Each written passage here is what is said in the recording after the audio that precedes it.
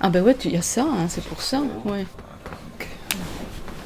Bonjour les amis, nous voici au chapitre 8 de Marc, versets 14 à 21, intitulé « Les disciples ne comprennent rien ». De quoi s'agit-il? On en parle après la lecture de Vincent. Les disciples avaient oublié d'emporter des pains. Ils n'en avaient qu'un seul avec eux dans la barque. Jésus leur faisait cette recommandation. Attention, prenez garde au levain des pharisiens et au levain d'Hérode. Mais les disciples discutaient entre eux parce qu'ils n'avaient pas de pain. Jésus s'en aperçut et leur demanda « Mais pourquoi discutez-vous du fait que vous n'avez pas de pain? Ne comprenez-vous pas encore? Ne saisissez-vous pas? Refusez-vous de comprendre? Vous avez des yeux, vous ne voyez pas? Vous avez des oreilles, n'entendez-vous pas? Ne vous rappelez-vous pas? Quand j'ai partagé les 5 pains pour les 5000 personnes, combien de corbeilles pleines de morceaux avez-vous emporté? 12, répondirent-ils. Et quand j'ai partagé les 7 pains pour les 4000, demanda Jésus, combien de corbeilles pleines de morceaux avez-vous emporté? 7, répondirent-ils. Alors Jésus leur dit, et vous ne comprenez pas encore? Alors que les pharisiens viennent de demander un signe, un miracle qui exaspère Jésus, il dit à ses disciples « Gardez-vous du levain, prenez garde au levain des pharisiens et d'Hérode ». Les disciples n'y comprennent rien donc, et comme ils viennent d'être les témoins de la multiplication des pains, ils croient que Jésus parle des pains qu'ils ont oublié de prendre. Il leur faudra quelques éclairages pour finalement saisir son langage symbolique. Alors, est-ce que les disciples sont particulièrement obtus? Est-ce qu'ils sont fermés? Je ne crois pas. Ils incarnent plutôt notre grande difficulté à repérer la perversion, aussi intelligents soyons-nous d'ailleurs. En effet, combien de fois, après coup, nous nous disons « Comment est-ce que j'ai pu ne pas voir, ne pas comprendre ceux qui crèvent les yeux ?» Chez Marc, on dirait que Jésus est accablé par l'échec de ses mises en garde. Vous ne réalisez pas encore, vous ne comprenez pas. Vous avez le cœur endurci, des yeux et vous ne voyez pas, des oreilles et vous n'entendez pas. D'ailleurs, est-ce bien un hasard si juste après, Jésus va rendre la vue à un aveugle? En fait, ce qui est à redouter, ce n'est pas l'absence de pain, et ils viennent de voir le pain essentiel de la relation conviviale multipliée à l'infini au point de nourrir une foule.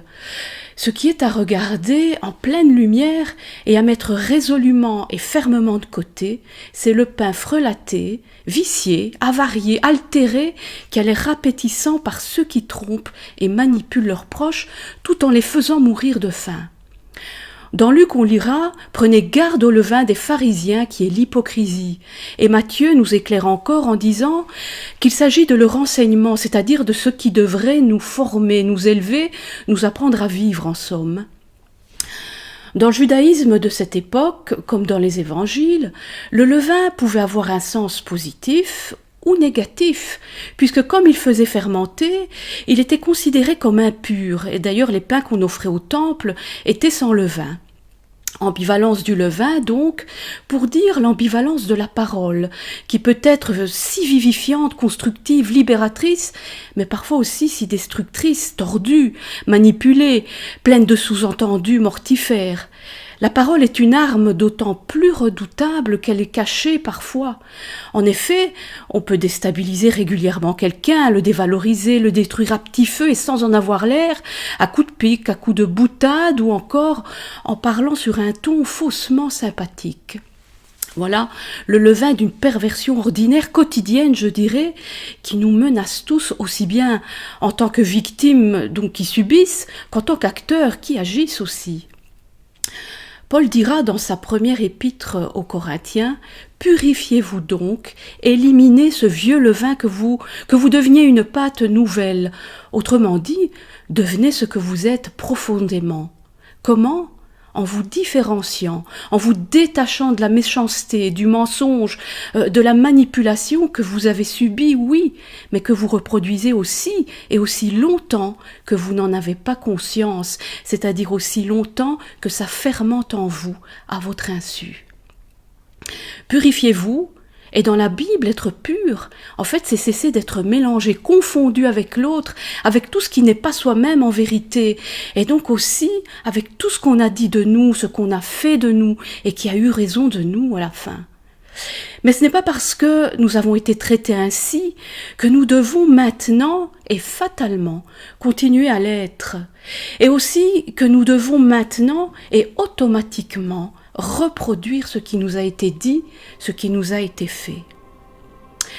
Il s'agit donc dans un premier temps d'ouvrir les yeux, de s'éveiller, de prendre conscience de là où nous en sommes pour ensuite et à partir de maintenant choisir de quoi nous allons nous nourrir.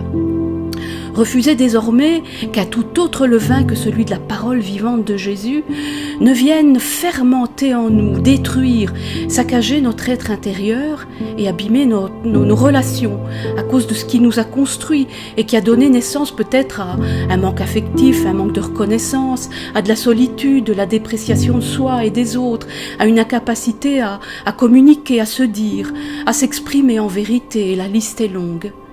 C'est la parole de Dieu qui va réellement nous nourrir. Elle va devenir notre pain, elle va nourrir notre vie, nos choix les plus authentiques, notre quête, nos désirs de partage, de vérité aussi, en fait notre devenir. La parole de vérité faite chair est l'antidote de la parole de mensonge sur laquelle nous nous sommes construits. Cette parole va restructurer ce qui a été abîmé en nous. Et l'Esprit est là pour nous guider sur ce trajet, pour nous apaiser, nous pacifier même et nous faire entrer dans un renouveau de vie. À nous maintenant de nous situer. En désirant le pain, la nourriture de la parole de Dieu, sommes-nous devant Dieu uniquement en consommateurs cherchant à être comblés ? Ou sommes-nous à la recherche d'une véritable rencontre, d'une possible alliance avec lui, avec la profondeur de notre être, prêts à nous laisser changer, donc restaurer, devenir plus vrai, plus authentique, et par voie de conséquence être capable de construire des relations saines faites de paroles édifiantes et aimantes. Seigneur, nous voici pour accueillir le pain de ta parole et goûter ainsi à la vie que tu donnes. Nous voulons avoir l'audace de croire que nous pouvons vivre une autre qualité de relation avec toi, avec nous et avec les autres. Pour ça, donne-nous d'ouvrir les yeux de notre cœur, de notre conscience et de nous laisser traverser par ton souffle purificateur. Nous serons ainsi restaurés, unifiés et nous pourrons entrer dans la joie de ta relation. Amen.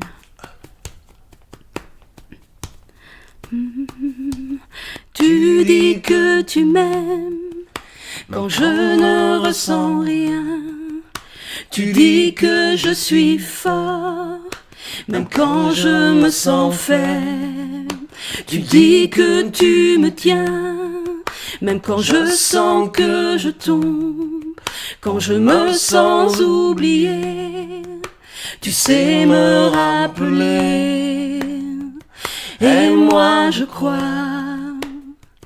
oh oui je crois, ce que tu dis de moi, oui je le crois.